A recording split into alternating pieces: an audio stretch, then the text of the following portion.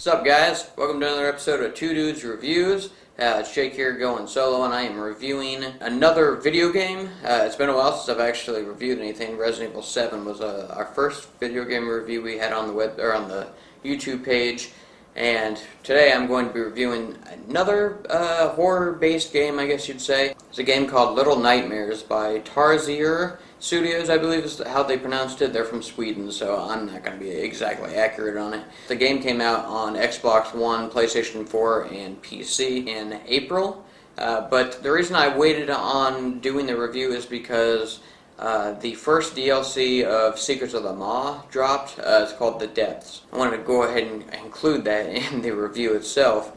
Now, this game really reminds me of Media Molecule's Little Big Planet because it has a sort of cuteness to it, but at the same time, this game is very dark and kind of scary. I know their idea is to play on like childhood fears, so the main character runs around in a raincoat all throughout the whole game, which is adorable. And then you can also get various masks, came with the first DLC, and I think you can unlock them as well. So before I start talking about the game, I'm going to actually roll some footage from the game so you can see what I'm talking about while I'm reviewing it.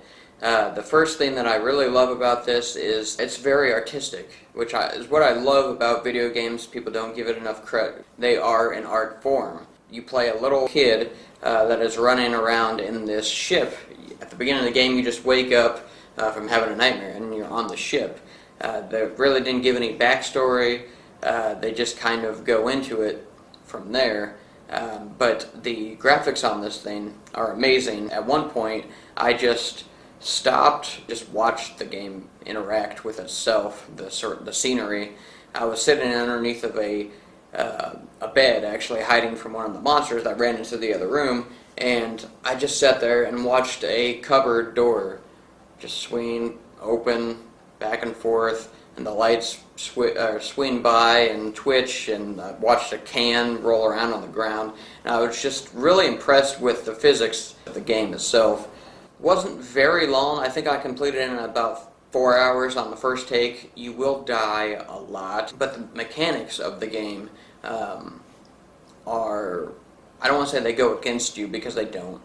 There was at one point where the camera pulled out really far, and I wasn't able to tell when I was crossing this pipe if I was going off the edge of it or not. I did run into that a few times, but otherwise it's pretty straightforward. It reacts the way that you would expect it to react.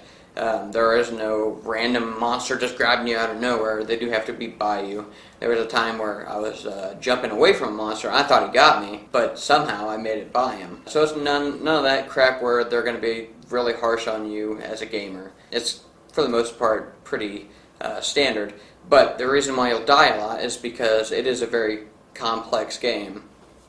The monsters that are in it will hear you, know instantly where you're at. I think the first playthrough of the standard game, I died 88 times, which doesn't sound like a lot, but in a 4-hour period, it's pretty good. The game is about $40, is how much I spent on it. The Xbox store for the initial game and the first inclusion of The Depths. This game doesn't have any dialogue, which is actually really cool because it tells a story from the beginning to the end without saying a single word. It's all conveyed through actions. Is able to convey this entire story without a single line of dialogue, and I really enjoyed that. Alright, so going on to the storyline of The Depths, about the 10-minute mark of the original storyline, you're running through this area with a whole bunch of beds, and you have to hide under one of the beds for the first monster to run by you.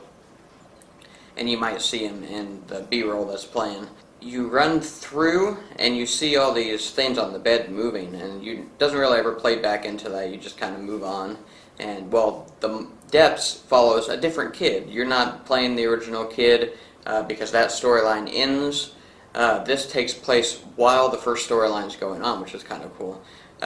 You play a secondary kid who is on one of those beds. He wakes up and he leaves and tries to escape the maw. And this game, unlike the others, the first game includes a water element. So the majority of the game takes place in the water. and you are fighting this monster called the Granny. Doesn't look like a granny. I don't know where the name came from, but they're all really terrifying in the game, whether it be the Depths DLC or the original game.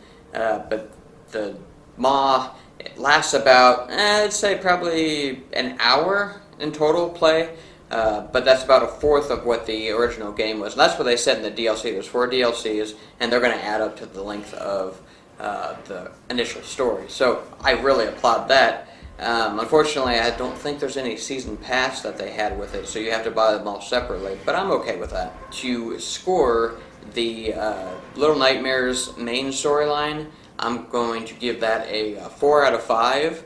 It's almost perfect as that type of genre. The only reason I won't give it a 5 is just a very small, like I mentioned, the game mechanics, that few instances where the camera kind of pans out to try to give you a grand depth of what the scenery is, which is what it's supposed to, but unfortunately it kind of throws off the mechanics of, say you're walking across a pipe and you fall off one side, or you jump and grab a hold of a doorway and you go in, but the camera doesn't catch up with you and you fall through.